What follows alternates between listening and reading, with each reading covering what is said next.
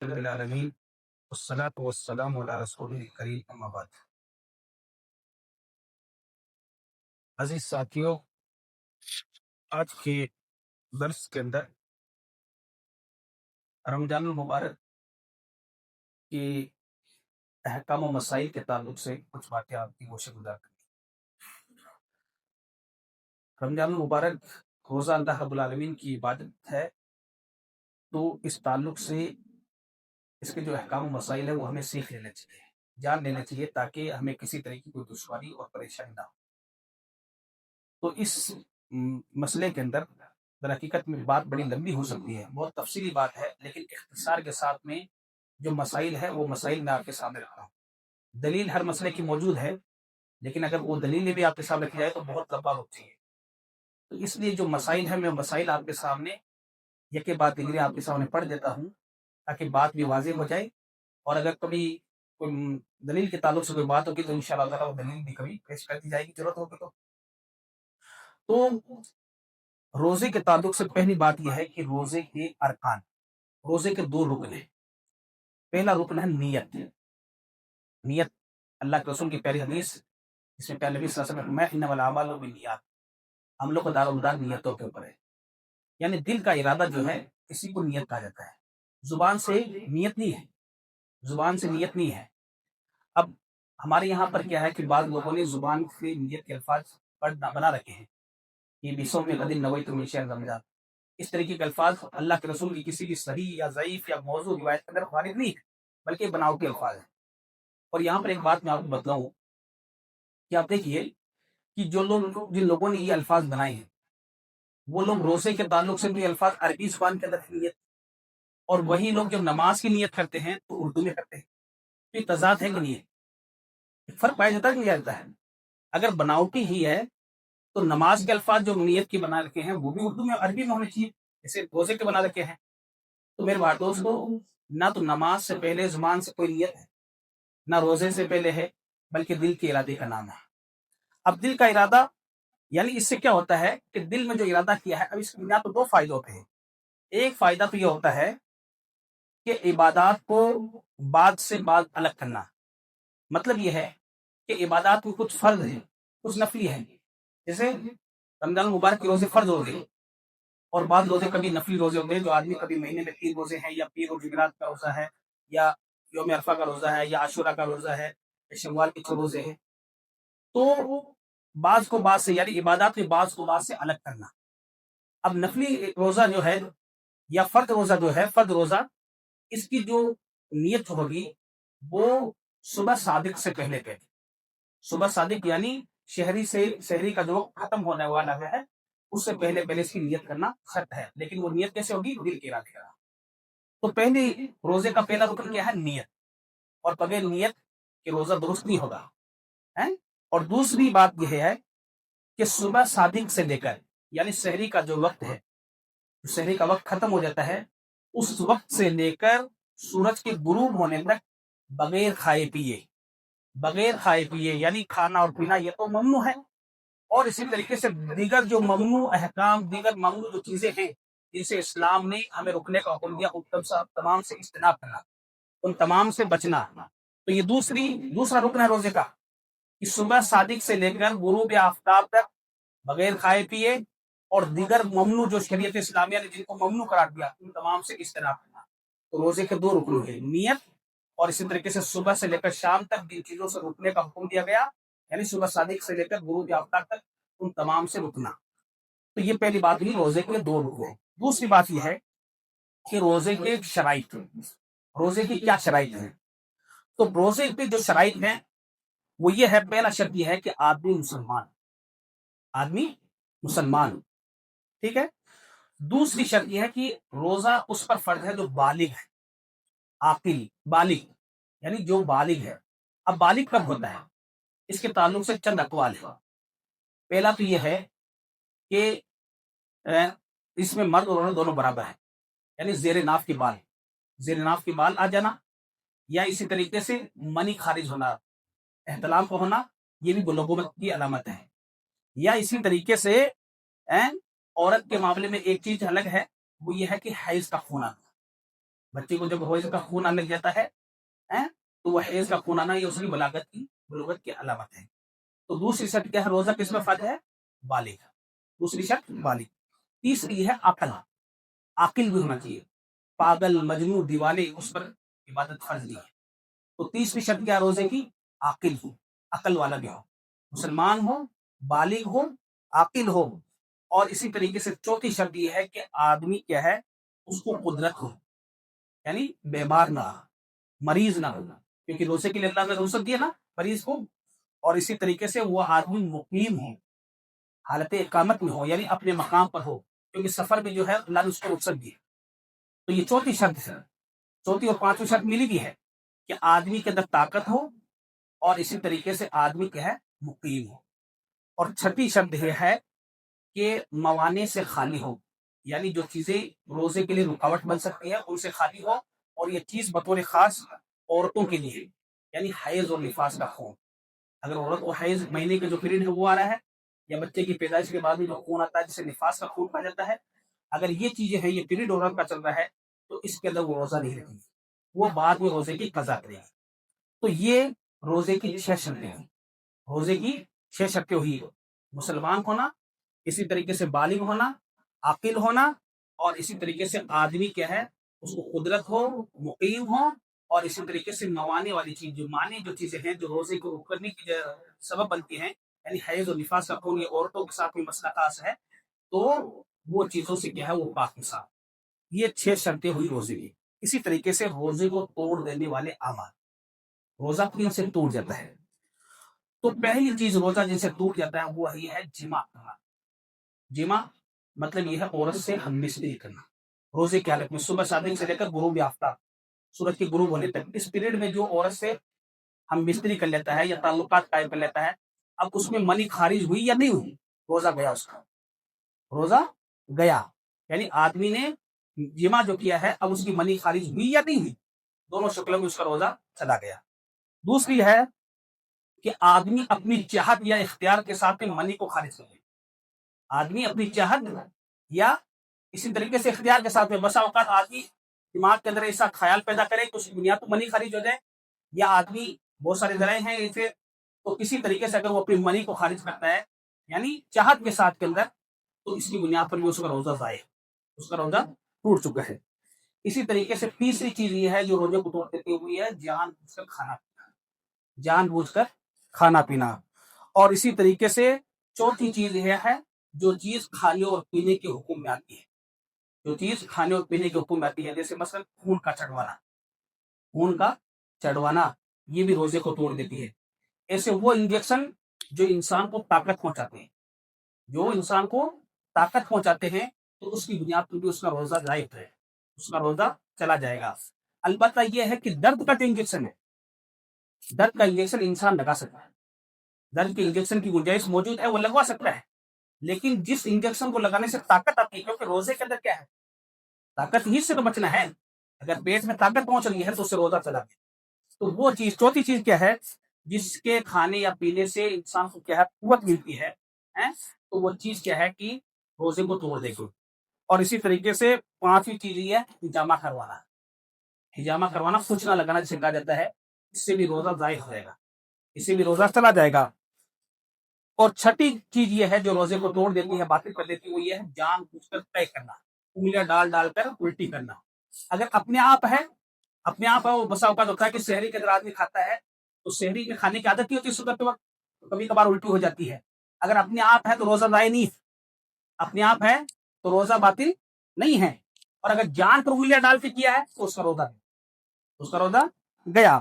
اور اسی طریقے سے ساتویں چیز یہ ہے کہ آدمی روزے کا جو پیریڈ ہے صبح صادق سے لے کر غروب آفتاب تک، صبح صادق سے لے کر غروب آفتاب تک، اس پیریڈ کے اندر اس نے روزے کو توڑنے کی نیت کر لی تو اس کا روزہ بھی گیا. روزے کو توڑنے کی نیت کر لی تو اس کی بنیاد پر تو اس کا روزہ گیا، کیونکہ روزے کے لیے کیا نیت کے اوپر تو عمل کا دار ہے. تو اس نے جو نیت کر لیا، کیسے کھایا پیا نہیں ہے، لیکن نیت کرنے کی بنیاد پر اس کا روزہ ضائع اور برباد ہو گیا. اور آٹھویں چیز یہ ہے کہ اسلام سے پھر جانا. اگر آدمی اسلام سے پھر گیا تو اس کا روزہ گیا، کیونکہ شرط ہے نا، ہم نے پڑھا کہ روزے کے لیے شرط کے اندر ایک شرط کیا ہے؟ تو مسلمان ہے. تو جو آدمی مسلمان ہی نہیں ہے تو اس کے اوپر روزہ فرض نہیں رہا. اور اسی طریقے سے 9ویں چیز یہ ہے کہ جو چیز روزے کو توڑ دیتی ہے وہ یہ ہے حیض و نفاس کا خون. یہ بھی عورتوں کے ساتھ ہی خاص ہے مسئلہ. عورت کے ساتھ میں یعنی اس کا حیض کے مہینے کا جو پیریڈ ہے, حیض و نفاس کا خون آ جانا. اب یہ دن کے کسی بھی حصے میں آئے, چاہے وہ سورج کے زوال سے پہلے آئے یعنی دوپہر سے پہلے آئے, صبح کے وقت میں آئے, یا زوال کے بعد میں آئے, جب بھی آتا ہے حیض و نفاس کا خون اس کا روزہ لے آئے. یہ مساوقات, یہ مسئلہ بڑا ایک اہم مسئلہ ہے کہ بعض عورتوں کو نہیں پتا ہوتا ہے تو وہ دن بھر کیا ہے روزے کی حالت نہیں رہتی, اور بعض عورتیں ہوتی ہیں جن کو نہیں پتا ہوتا وہ روزہ ہی رکھ لیتی ہے, حیض کا پیریڈ بھی چل رہا ہے روزہ بھی رکھتی رہتی ہے. تو ہماری ذمہ داری بنتی ہے کہ ہم اپنی عورتوں کو سمجھائیں, خاص کر اپنی بیویوں کو تو ہم سمجھا سکتے ہیں, نہیں جانتی ہے کہ جس وقت بھی ان کو حیض اور نفاس کا خون آیا ان کا روزہ ختم ہو چکا ہے, اب وہ کھا اور پی سکتے ہیں کیونکہ اللہ نے ان کو رخصت دے دی, اللہ نے ان کو رخصت دے رکھی ہے. تو یہ 9 چیزیں تو ہے جو روزے کو توڑ دیتی, روزے کو ختم کر دیتی ہے. اور اسی طریقے سے کچھ چیزیں وہ ہیں جو روزے کی حالت میں ممنوع ہیں, حرام ہیں, جن سے اجتناب کرنا ضروری ہے, اور بعض کو ایسے ہے کہ جن سے ہمیشہ ہمیں بچنا چاہیے, اجتناب کرنا چاہیے. ان میں پہلی چیز یہ ہے کہ جو چیزیں روزے کو توڑنے والی ہے جو پیچھے بتائی گئی ہے ان سے اجتناب کرنا, الا یہ کہ کوئی شرعی عذر پیش آ جائے, کوئی شرعی عذر پیش آ جائے. جیسے مثلا عورت کے ساتھ میں پیش آ گیا حیض کا, اب اس کو تو کھانا ہی کھانا ہے, حیض و نفاس ہے. یا اسی طریقے سے کسی آدمی کو مجبور کر دیا گیا, روزہ توڑنے پر مجبور کر دیا گیا, وہ تو مجبور ہے. تو اس چیزوں کے تحت وہ کیا ہے کہ مجبور ہے, اس کے پاس بھی شرعی عذر موجود ہے. لیکن جو چیزیں جو روزے کو توڑنے والی ہیں ان تمام سے بچنا ہے روزے کے حالت میں, جیسے کھانا پینا ہے, منی کا خارج کرنا ہے, چاہے چاہت سے ہو یا اختیار کے ساتھ میں ہو یا بیوی کے ساتھ میں بستری ہو, یہ تمام کی چیزیں الٹی کرنا, کئی جان بوجھ کر کرنا, یہ تمام کی تمام چیزیں جو بیان کی گئی ہیں ان تمام سے اجتناب کرنا ہے. اور دوسری بات یہ ہے کہ آدمی روزے کی حالت میں جھوٹ اور جھوٹی گواہی سے اجتناب ہے. لیکن جھوٹ اور جھوٹی گواہی ہمیشہ حرام ہے, چاہے آدمی روزے کی حالت میں ہو یا غیر روزے کی حالت میں ہو, ہمیشہ حرام ہے. لیکن بطور خاص روزے کی حالت کے اندر, کیونکہ اللہ کے رسول کے تعلق سے بے شمار حدیث موجود ہیں کہ اللہ کے رسول نے فرمایا نا کہ جو آدمی جو روزے کی حالت میں ہو زور زور سے چیخنا چلانا, زور زور سے بولنا, جھوٹ کی بات کرنا, غیبت چگلی, ان تمام سے نہیں بچتا ہے تو اللہ کو اس کو بھوکے پیسے رہنے کی کوئی ضرورت نہیں ہے. اب اسے کیا ملا, صرف بھوک و پیاس, بھوکا اور پیاسا رہنا, یہی اس کو تکلیف محسوس ہوئی ہے, ورنہ اجر و ثواب اس کے لیے نہیں لکھا گیا ہے, اجر و ثواب اس کے لیے نہیں لکھا گیا ہے. تو روزے کی حالت میں یہ چیزیں ممنوع ہیں, حرام ہیں کہ آدمی جھوٹ بولے یا جھوٹی گواہی دے یا کسی طریقے سے آدمی غیبت کرے, کسی کی برائیاں یا کسی کی کوئی بات بیان کرے, چغلی کرے کسی کی, یہ تمام کی تمام چیزیں ممنوع ہیں. اور اسی طریقے سے کسی کو دھوکہ دینا, خیانت کرنا, یہ تمام کی تمام چیزیں روزے کی حالت میں ممنوع ہیں, حرام ہیں. اسی طریقے سے روزے کی حالت میں گانا بجانا, میوزک, یا اسی طریقے سے فلمیں دیکھنا, یا اسی طریقے سے سیریلز وغیرہ دیکھنا, یا اسی طریقے سے موبائلوں کے اندر جو فوٹوز آتی ہے, بےہودہ جو فوٹو آتی ہے ان کا دیکھنا, یہ تمام کی تمام چیزیں ممنوع ہیں, حرام ہیں. اور یہاں پر یہ بات بھی کہی جا سکتی ہے کہ ہم لوگ کیا ہے گانے سننے کے بہت سارے ہمارے بھائی عادی ہوتے ہیں, لیکن وہ کیا سمجھتے ہیں کہ روزے کی حالت میں ہے تو چھوڑو, گانے نہیں سنیں گے, اس کے مقابلے میں قوالی سنیں گے, اس کے مقابلے میں کیا ہے قوالی سن لیتے ہیں, یا بعض لوگ ایسی نظمیں سن لیتے ہیں. تو میرے بھائی دوستو, اگر وہ قوالیاں جو ہم سن رہے ہیں, اکثر و بیشتر قوالیوں میں کیا ہوتا ہے شرکیہ باتیں ہوتی ہیں, تو پھر اب تو وہاں بہت بڑے مجرم بن رہے ہیں, وہاں بہت بڑے مجرم بن رہے ہیں. تو یہ قوالیاں ہو یا اس طریقے کی نعت نظمیں ہو جن میں شرک اشعار ہیں, تو پھر ہمیں ان سے بھی بچنا چاہیے, ان سے بھی اجتناب کرنا چاہیے. اور اسی طریقے سے نشاور خبیث چیزیں چاہے روزے کی حالت میں ہو یا غیر روزے کی حالت میں ہو, بیڑی, سگریٹ, تمباکو, گٹکا, یہ حرام ہے, مطلق طور پر حرام ہے. اسلام کے اندر اس کی کوئی گنجائش موجود نہیں ہے, لیکن روزے کی حالت میں بطور خاص آدمی کو اس سے اجتناب بچنا چاہیے. جیسے بسا اوقات آدمی کیا ہے, کوئی نشاور چیز کو سونگتا ہے, اس کو سونگنے کی عادت ہے, تو یہ تمام کے تمام چیزیں چاہے روزے کی حالت میں ہو آدمی کو اس سے بچنا چاہیے, اجتناب کرنا چاہیے. اور یہ تمام کی تمام چیزیں جو بیان کی گئی ہے یہ تمام چیزیں کیا ہیں, ممنوع ہیں, حرام ہیں. اور اسی طریقے سے یہ تو چیزیں آپ کے سامنے جو میں نے بیان کی, روزے کے اندر جو حرام کام ہے جن سے اجتناب کرنا چاہیے. روزے کے چند آداب ہیں. پہلا ادب یہ ہے کہ سحری کرنا سنت ہے. سحری کرنا یعنی صبح صادق فجر کی اذان سے پہلے جو کھایا پیا جاتا ہے اسے سحری کہا جاتا ہے, تو سحری کرنا سنت ہے.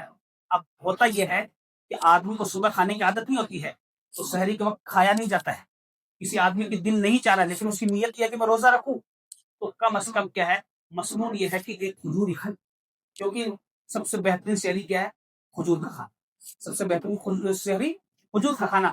تو آدمی کم از کم کیا ہے، اگر کھجور بھی نہیں کھانے کا دل ہے کم از کم کھجور پانی پی لے ہیں۔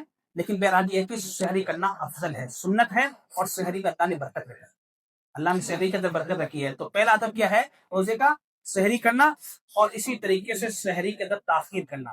تاخیر سے مراد کیا ہے، یعنی دن صاف نکل آئے تب تک سحری کرنا نہیں، یعنی صبح صادق جو فجر کی اذان کا جو وقت ہے، فجر کی اذان شروع ہو چکی ہے، اب روزے کا وقت کیا ہے، روزہ شروع ہو چکا ہے، سحری ختم ہو چکی ہے۔ بعض لوگوں کا یہ ہوتا ہے کہ اذان ہوتی رہتی ہے کھاتے پیتے رہتے، غلط چیز ہے۔ اذان شروع ہونے کا مطلب یہ ہے کہ وقت ختم ہو چکا ہے۔ اب اس آدمی کے لیے گنجائش موجود ہو سکتی ہے، اس آدمی کے لیے گنجائش موجود ہو سکتی ہے جو آدمی کیا ہے بہت لیٹ اٹھا، یعنی تاخیر سے اٹھا، نیند تو اس کی لیٹ ٹوٹی ہے، تو اس کے ہاتھ میں جو کچھ ہے وہ کھا پی سکتا ہے اس دوران، اس کی گنجائش اس کے لیے مل سکتی ہے۔ لیکن ایک آدمی پہلے سے اٹھا ہوا ہے اور وہ اس انتظار میں کہ اذان ہو جائے گی تب جا کے لاکھ کو پانی پیوں گا، یہ غلط چیزیں ہیں جو ہمارے معاشرے میں رائج، سے اجتناب کرنا چاہیے، بچنا چاہیے۔ یعنی روزے کے لیے یہ ہے کہ فجر کے اذان کا وقت، فجر کے اذان شروع ہو جاتی ہے، اب کھانا اور پینا ہمیں چھوڑ دینا، اس سے بچنا چاہیے۔ اور اسی طریقے سے روزے کا تیسرا ادب یہ ہے کہ سورج کے غروب ہوتے ہی افطار میں جلدی کرنا، افطار میں جلدی کرنا۔ اللہ کے رسول کی حدیث نا کہ میری امت اس وقت تک بھلائی پر رہے گی جب تک کیا ہے وہ افطار میں جلدی کریں گے، سحری میں تاخیر کریں گے۔ آج ہمارے یہاں پر الٹا ہوتا ہے، افطار میں لیٹ کیا جاتا ہے اور سحری کے اندر کیا جلدی کی جاتی ہے، الٹا ہو رہا ہے، اس سے اجتناب کرنا چاہیے، بچنا چاہیے۔ تیسرا ادب یہ ہے کہ سحری کا ادب یہ ہے کہ آدمی روزہ افطار کھجور سے کرے، تازہ کھجور، اگر تازہ کھجور نہ ہو تو خشک سوکھی ہوئی کھجور اس کا استعمال کرے، اگر خشک سوکھی ہوئی کھجور نہیں ملتی ہے تو پانی سے روزہ ہو، یہ ادب روزے کا۔ تازہ کھجور تازہ نہ ملے تو سوکھی بھی، یا یہ بھی نہ دونوں نہ ملے تو آدمی کیا ہے کہ پانی سے روزہ کھولے۔ اور پانچواں ادب یہ ہے کہ آدمی یعنی لوگوں کو افطار کروائے، لوگوں کو افطار کروائے۔ آج ہمارے یہاں پر کیا ہوتا ہے، ہم نے یہ سمجھ لیا کہ افطار پارٹی یعنی 100-200 آدمیوں کو روزہ کھلائیں گے تبھی جا کر وہ روزہ کھلا جاتا ہے، نہیں، ہماری حیثیت کے مطابق آج 2 آدمیوں کو، کل 2 آدمیوں کو، اس طریقے سے روزہ کھلائے، کیونکہ ہر آدمی کے روزے کے بدلے میں اللہ تعالیٰ اس کے برابر ہمیں اجر و ثواب سے نوازے گا، اس کو اپنے روزے کا ثواب ملے گا، اس کو اپنے روزے کا ثواب ملے گا جس نے روزہ رکھا ہے، لیکن جس کو ہم افطار کروا رہے ہیں اس کے روزے کا بدلہ بھی اللہ ملے گا، ہمارے روزے کا بدلہ ملنا ہی ملنا، لیکن اس کا بھی ملے گا۔ تو اس چیز کے اندر کیا ہے کہ یہ جو نیا ٹرینڈ بنا ہوا ہے افطار پارٹیوں کے نام پر، اس سے ہم بچتے ہوئے ہم اپنی حیثیت کے مطابق 2 آدمیوں کو، دو آدمیوں کو کراؤ، کل 2 آدمیوں کو وہ کرائے، تو اس طریقے سے افطار کروائیں تاکہ عدل کے اندر برابر شریک ہوں۔ یہ انتظار نہ کریں کہ ہم 100 آدمیوں کو افطار کرائیں، ٹھیک ہے آپ کی حیثیت کروائیے، اس میں انکار نہیں ہے، لیکن آدمی یعنی اس نیکی کے اندر روزانہ کا حصے دار ہو۔ کہنے کا مطلب یہ ہے کہ روزانہ کا حصے دار اس نیکی میں بنے کہ آج 2 آدمیوں کو، کل 2 آدمیوں کو کس طریقے سے افطار کرے گا، ظاہر سی بات ہے وہ روزانہ کا حصے دار بن رہا ہے اس نیکی کے اندر۔ اور پانچواں ادب یہ ہے کہ مسواک کرنا، پانچواں ادب یہ ہے روزے کی حالت میں مسواک کی جا سکتی ہے، تو اس میں کوئی گریز نہیں ہے بلکہ مسواک کر سکتا ہے۔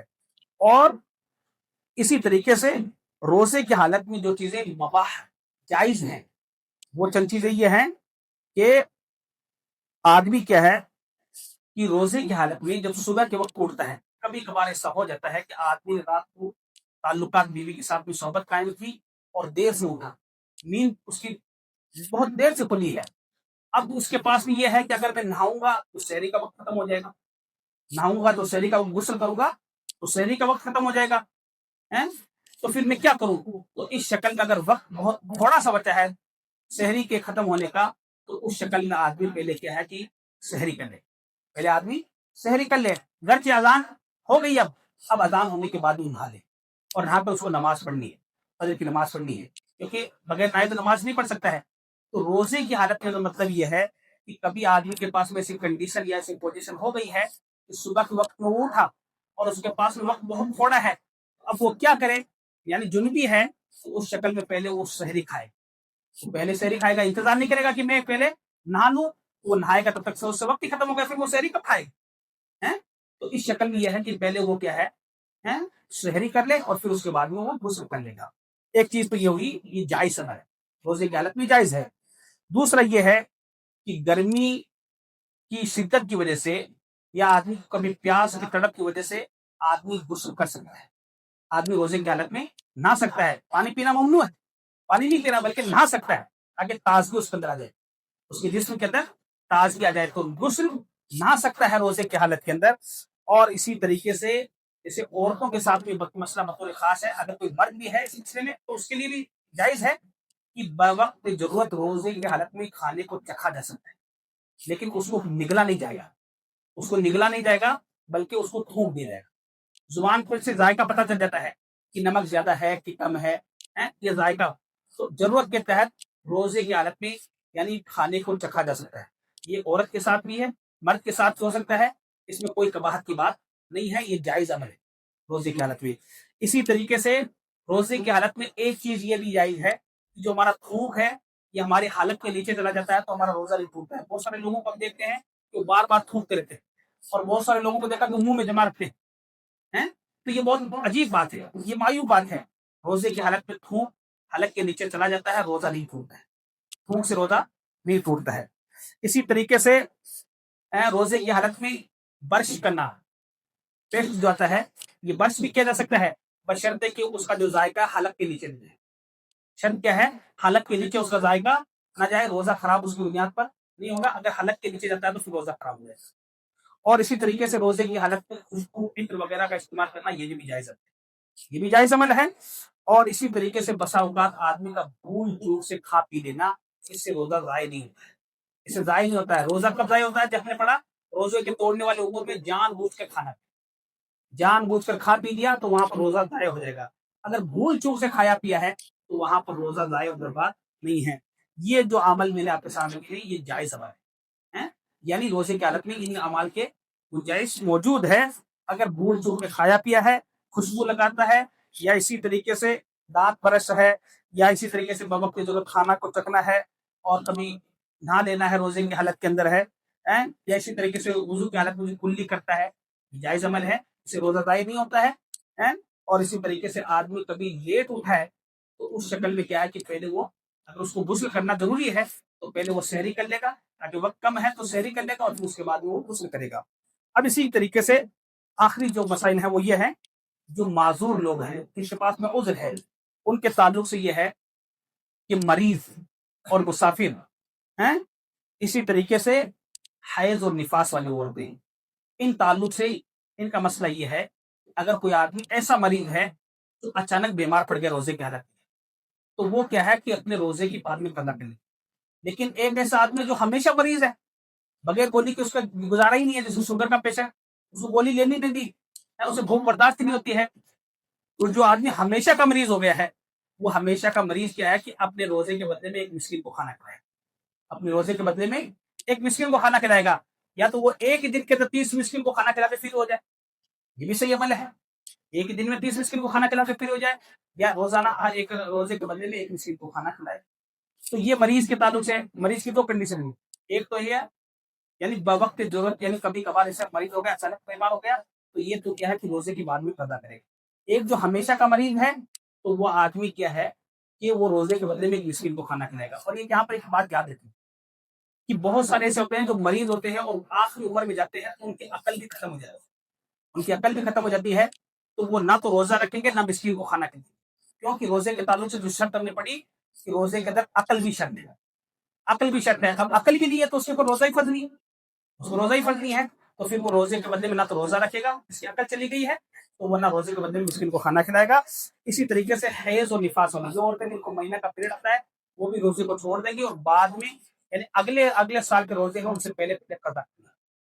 مریض کے لیے بھی یہی حکم ہے, مسافر کے لیے بھی یہی حکم ہے. اب مسافر کو ہے کہ جو نماز کو قصر کر سکتا ہے تو وہ آدمی اپنے روزے کی قضا کر لے گا بعد میں. اسی طریقے سے وہ عورتیں ہیں جن کے پیٹ میں بچہ پل رہا ہے, یا وہ جو عورتیں بچوں کو دودھ پلاتی ہے, اس مسئلے میں اہل علم کا اختلاف ہے. بعض لوگ کہتے ہیں کہ وہ اپنے روزے کے بدلے میں کسی کو کھانا کھلائیں گے, بعض لوگ کہتے ہیں کہ نہیں, وہ ہمیشہ کے مریض کے طریقے سے نہیں ہے, بلکہ یہ ان کی تکلیف چلی جائے گی, یعنی حمل کے بعد میں, یعنی جب وہ پاک اور صاف ہو جائیں گی اس کے بعد کے اندر, اور جب بچے کو دودھ پلانے کا جو مسئلہ ہے اس کے بعد وہ کیا ہے روزے کی قضا کر لیں گے. تو بہرحال اس چکر میں تو بات راضی معلوم ہوتی ہے, یہ ہے کہ حمل اور نفاس والی عورتیں یہ بھی بعد میں روزے کی قضا کریں گی, یہ بھی بعد میں روزے کی قضا کریں گی. تو یہ تو تھے عذر اور معذور کے جو مسائل ہیں وہ. اور اسی طریقے سے ایک مسئلہ ہے قیام اللیل, رات کی نماز کا, تراویح کی نماز کا. तरावी की नमाज के ताल्लुक से आखिरी बात आपके सामने ये है कि तरावी की नमाज के अंदर हम इमाम के साथ में जो क़याम करते हैं, अगर हम शुरू से लेकर आखिर तक इमाम के साथ में हैं, तो पूरी रात का सवाब अल्लाह ताला हमारे नाम में अल्लाह के रसूल की हदीस है, मन काम माल इमाम हत्ता यंसरिफा कुतिबल्लाहु लहू कतबल्लाहु लहू क़याम लैला। अल्लाह रब्बुल आलमीन क्या है कि उसका पूरा क़याम लिख देता है, पूरी रात का क़याम अल्लाह ताला लिख देता है। यानी शुरू से लेकर आखिर तक हम इमाम के साथ में हैं तो अल्लाह ताला पूरी रात का अजर सवाब लिख देता है। अगर हम बीच में छोड़ के चले जाते हैं, यानी हमने तरावी की जितनी रकातें हैं 8 रकातों तक तो इमाम के साथ थे, अब वितर का जब पढ़ने का मसला आया तो हम वितर पर छोड़ कर चले गए, तो फिर हम क्या है कि वो अजर सवाब से महरूम हो गए। यानी शुरू से लेकर आखिर तक इमाम के साथ रहना। इसकी बुनियाद पर यह है कि अल्लाह रब्बुल आलमीन पूरी रात के अजर सवाब को लिख देता है। और ये दलील भी इस बात की है कि इमाम के साथ में क़याम करना मसनून है। इसी बात की दलील बाज़ लोग कहते हैं ना कि अल्लाह के रसूल ने 3 दिन तक क़याम किया, 3 दिन तक जमात के साथ में पढ़ा था तो फिर छोड़ दिया था। लेकिन ये हदीस हमें बताती है कि हमें इमाम के साथ में क़याम जमात के साथ में करना है। हदीस में बताती है अल्लाह के रसूल को ना जो इमाम के साथ में क़याम करता है, अब इमाम के साथ में क़याम होगा तो क्या होगा? जमात के साथ में होगा। तो तरावी की नमाज शुरू से लेकर आखिर तक, मतलब ये है कि हम इमाम के साथ में खड़े हों, शुरू रकात से लेकर आखिर तक, जब तक इमाम फिर ना जाए, यानी इमाम की जगह को ना छोड़ दे, तब तक हमें इमाम के साथ में क़याम करना चाहिए, ताकि इसकी बुनियाद पर अल्लाह ताला पूरी रात के अजर सवाब को हमारी लिख दे। ये चंद मसाइल थे जो रोज़े के अहकाम मसाइल के ताल्लुक से मुझे आपके साथ रखने थे। अल्लाह ताला से दुआ कीजिए कि अल्लाह रब्बुल आलमीन हमें खैर सलामत तौफीक नसीब फरमाए और रब्बुल आलमीन हमें सही मायनों में रमज़ान मुबारक की कदर करने की तौफीक नसीब फरमाए। अल्लाह ताला हमारे नेक अमाल को कबूल फरमाए। अल्लाह ताला माह मुबारक में ज़्यादा से ज़्यादा नेक और अमल साले की तौफीक नसीब फरमाए। अल्लाह ताला ज़्यादा से ज़्यादा हमें इस माह के अंदर इबादत करने की तौफीक नसीब फरमाए। आमीन व आखिर दअवाना अल्हम्दुलिल्लाहि रब्बिल आलमीन। अस्सलामु अलैकुम।